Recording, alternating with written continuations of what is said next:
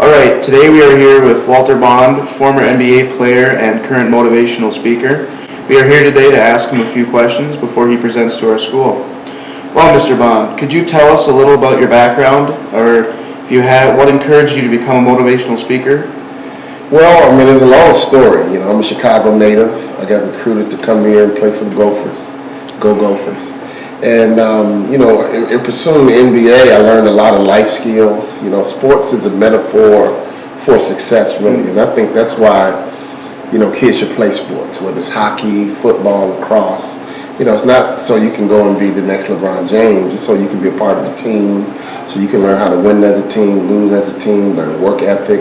And so on my journey to the NBA, I learned all these skills that translates into business, translates into being a good dad, translates into life. And so at the end of my college career, as I was pursuing the NBA, my college basketball coach, Clem Haskins, randomly says, "Hey man, you should be a motivational speaker."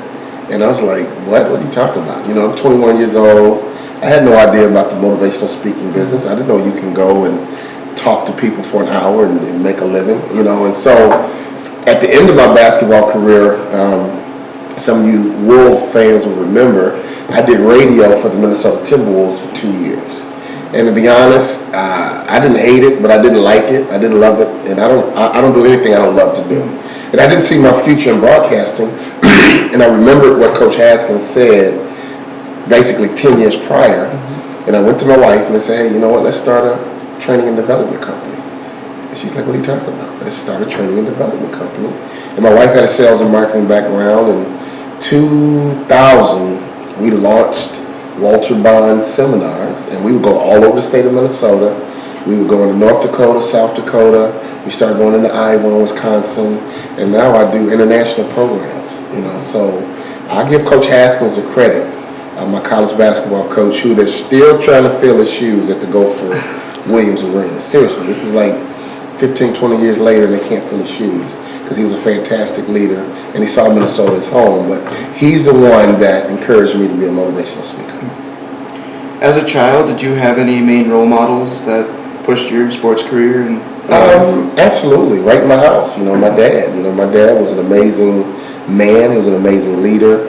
And you guys will find out later today that I actually attended my father's high school.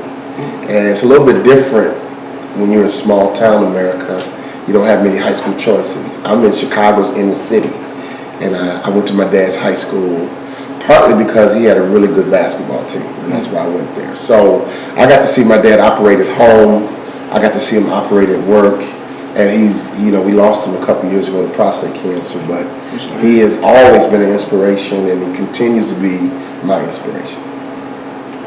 What advice would you give to the graduating class of 2015 to ensure their success in the future?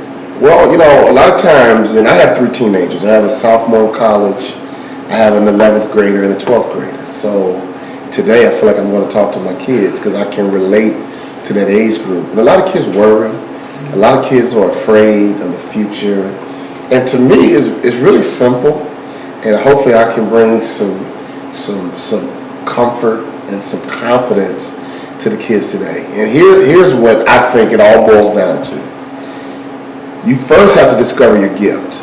We live in a world where people say go to school, get education, and go get a good job. I'm all for that.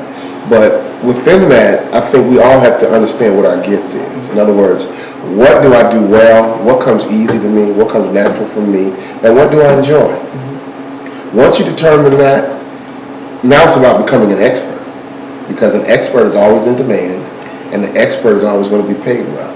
So find what you love to do and become an expert at it. And it's really, that simple. And we make it complicated. What's my major? Am I going to UMD? I'm going to go down to the U or, St. Thomas, or it doesn't matter. Find what you love to do, discover your gift, and become an expert in whatever you decide to do, and life will be fine. That's great advice. Good, thank you. That's awesome. Well, thank you very much. I hope you really enjoy your experience here at our high school. We try to do the best we can here, but we really appreciate you coming by and speaking and doing an interview, and it's really good to spread the word around schools. Fantastic. This is how my speaking business started. I started at high school. So to me, I'm kind of going back to the future, as they say. Awesome, awesome. Thank you. Well, thank you very much. Awesome. Thank you, Blaze. Thank you. Have a nice day. Awesome, man. Can I take a picture with you guys? Yeah.